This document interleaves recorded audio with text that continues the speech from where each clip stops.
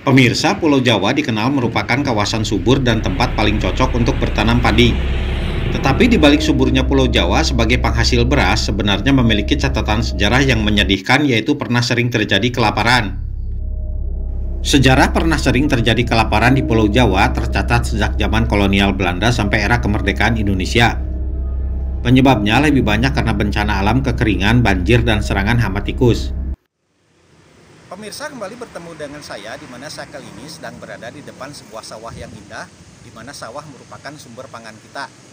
Ada kejadian di masa lalu yang mungkin kita bisa mengambil pelajaran bagaimana kita harus mempertahankan sawah sebagai lumbung pangan. Nah, beginilah ceritanya. Beras inilah bahan pangan pokok yang kebanyakan dikonsumsi oleh orang Indonesia. Ketika harga beras mahal, sering terjadi kepanikan di kalangan konsumen umum.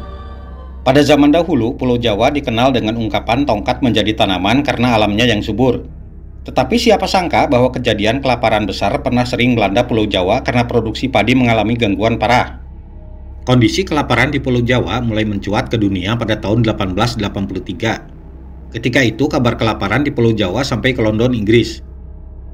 Pulau Jawa yang dikenal sebagai penghasil beras kemudian menjadi sering mendatangkan beras impor. Ini terutama dilakukan untuk memenuhi kebutuhan pangan saat terjadi kelaparan karena gagal panen akibat bencana alam. Di antara masyarakat senior di Pulau Jawa rata-rata mengenal sebutan beras Saigon. Ini merupakan beras impor asal Vietnam melalui pelabuhan Saigon yang pertama kali masuk ke Pulau Jawa pada tahun 1916. Beras-beras Saigon dikirimkan menggunakan kapal uap bernama SS Cimahi. Beranjak dari kejadian kelaparan, pemerintah Hindia Belanda kemudian memberikan perhatian lebih besar kepada pertanian padi di Pulau Jawa. Bahkan tahun 1930-an mulai banyak dibuat saluran irigasi ukuran besar untuk menjamin pasokan air dan mencegah banjir di sawah. Khusus di Jawa Barat, kawasan pertanian padi sangat dipentingkan di kawasan utara seperti Bekasi, Karawang, Subang, Purwakarta, Indramayu, Majalengka, dan Cirebon. Sebab kawasan-kawasan dari situ merupakan pemasok utama beras ke Jakarta dan sekitarnya. Bahkan pada jalur tengah Jawa Barat, yaitu kawasan Cihea, Ciranjang, Cianjur, ditetapkan sebagai kawasan abadi pertanian khusus tanaman padi. Dari sini, pasokan beras diutamakan ke kota Bandung.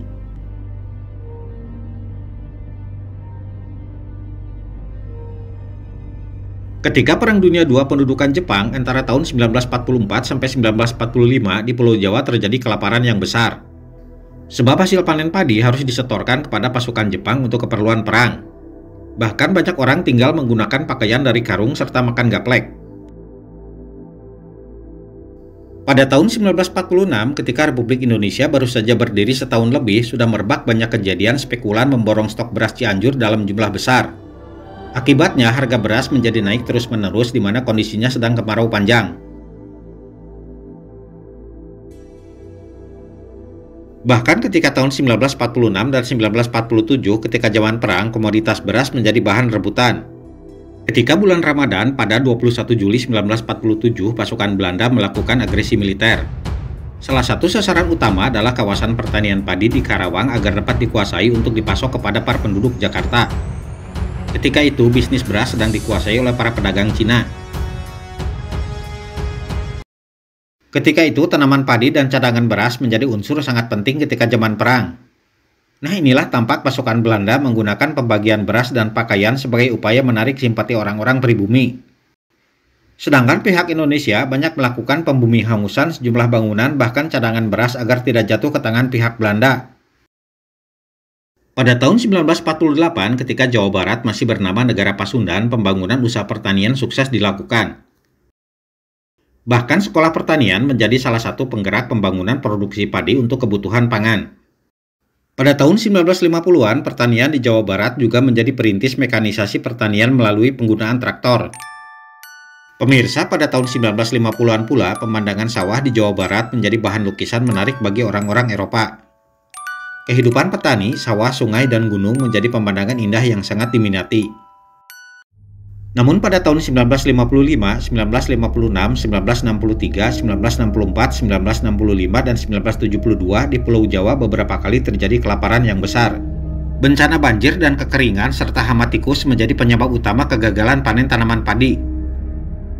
Dari sejumlah kejadian kelaparan, terbanyak diberitakan terjadi di Jawa Tengah, sedangkan di Jawa Barat hanya di Indramayu serta sebagian di Jawa Timur. Pemirsa, di kalangan masyarakat senior di Indramayu dikenal makanan bernama hampo. Nah, hampo ini terbuat dari tanah liat di sawah yang kemudian dimakan ketika zaman kelaparan tahun 1956 dan 1960-an. Pada masa kini, makanan hampo masih ada dijual di pasar tradisional di Indramayu sebagai makanan langka. Pada tahun 1984, negara Indonesia mampu memperoleh swasembada beras. Dengan demikian, Indonesia kala itu tidak memerlukan impor beras lagi.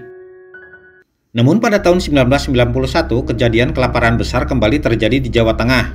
Sekitar 300.000 orang mengalami kelaparan akibat kejadian kekeringan panjang. Pada tahun 2023, kekeringan panjang kembali melanda Indonesia termasuk di Jawa Barat. Namun di Sumedang masih ada sejumlah kawasan yang airnya tetap bagus sehingga tanaman padi tetap bisa tumbuh. Ini adalah kawasan sawah dekat Cedas Pangeran Sumedang yang masih bertahan ketika musim kemarau panjang tahun 2023. Lokasi ini memiliki sumber air yang bagus dari kawasan hutan dan merupakan penghasil padi dan beras penting bagi Kabupaten Sumedang. Nah, sekian pemirsa, semoga tayangan ini dapat memberikan manfaat.